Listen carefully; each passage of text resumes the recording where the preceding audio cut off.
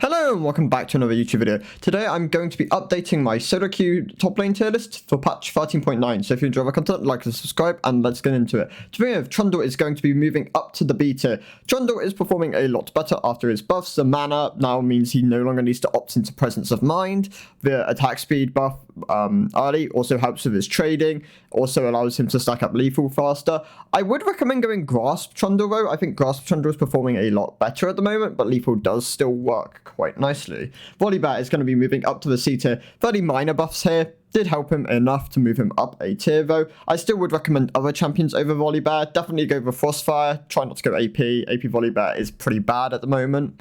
Aatrox is going to be moving up to the B tier. Really small buffs on Aatrox didn't really move him that far, but overall, as he's been receiving a lot of small buffs and there are different builds coming into play, Ravenous Aatrox is doing quite well at the moment. I'm going to move him up to the B tier. If every game was a Ravenous Aatrox rush, then he might even move up to the A tier, so we'll have to see about that. Kayle is going to be moving up to the S tier. Her win rate hasn't moved a huge amount, but because it's a different playstyle, the first 2 or 3 games, it can take some getting used to with being able to attack during the R. So overall, just going to move her up a tier as preemptively.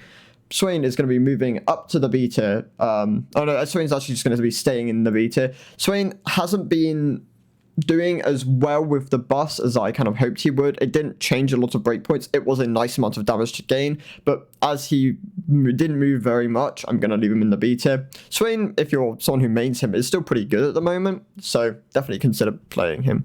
Sion is going to be staying in the A tier as well. Sion is performing worse with the passive nerfs. This was kind of expected, but if you're someone who doesn't die a huge amount on Sion and you don't utilize the passive that much, then Sion obviously isn't really that changed, so gonna leave him in the A tier.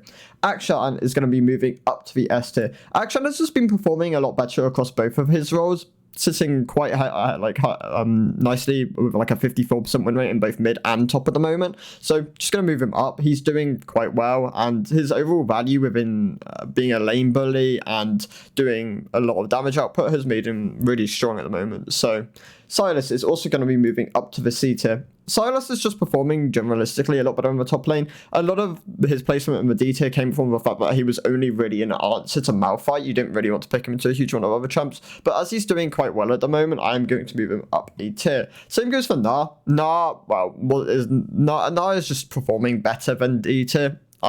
He's not great into a huge amount of things, but his value of being able to kite people out, his team fight value, means he's not really a D tier champion. I'm still not a huge fan of Gnar. I definitely won't recommend this champion, but he's not performing to a D tier standard. The only 2 D tier champs which are very weak at the moment, I would consider Viego, but then Viego is hardly played in the lane, and Akali, who is one of the worst top laners you can pick at the moment. If you're playing Akali, you're very much someone who just one-tricks her, or you've taken her from mid to top. I wouldn't recommend playing this champ if you're just a top laner, or you're someone who's just looking to branch out your pool, because she's in a pretty bad spot at the moment. Can't really do a huge amount into a lot of the top laners. You're putting yourself in a very vulnerable state. She's not great frontline either. You're very much looking to use her as a tool to pick out ADCs or pick out squishy champions.